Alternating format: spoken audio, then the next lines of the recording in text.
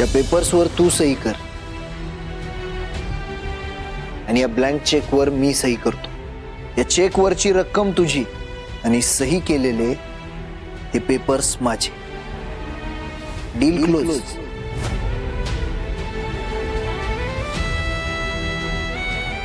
म्हणजे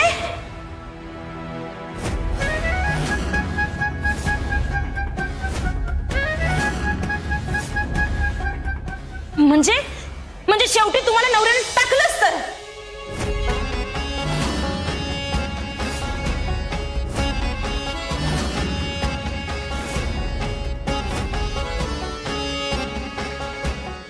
आणि एवढं होऊन सुद्धा तुम्ही तोंड घेऊन इथं परत आलाय सा? दीपे, अहो तुमचं तोंड तिकडेच कुठेतरी काळं करायचं होतं की। नवऱ्यानं टाकलंय तुम्हाला।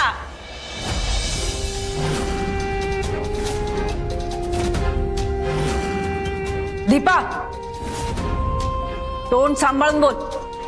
हो, आधी लेकीला सांभाळायला शिका। ना तिला तिचा नवरा सांभाळता आलाय, ना आईने तिला सासर कसं सांभाळायचं हे शिकवलंय।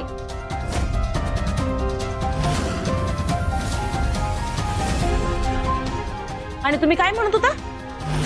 धैर्य मुजुमदार नात्याची किंमत मोजायला तयार होते,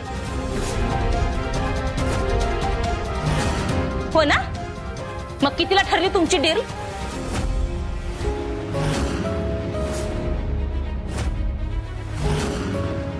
कुठे आहेत पैसे? नाही त्यांनी कॅश दिली का चेक दिलाय?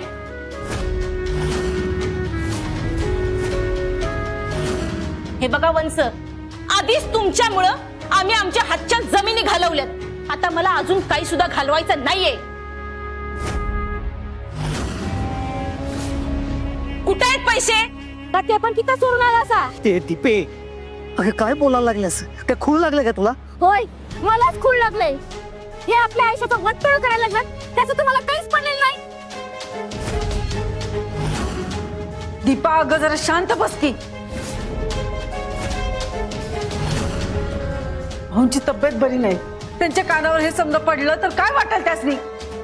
खरंच वहिनी, प्लीज जर तू जरा शांत हो ग प्लीज।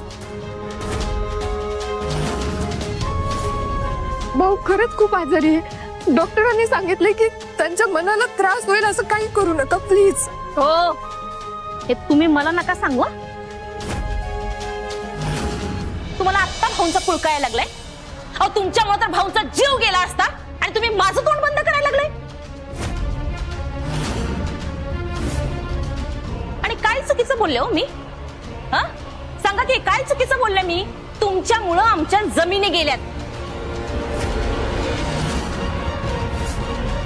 त्यामुळे आमच्या जमिनी आता तुम्ही परत आणायच्या।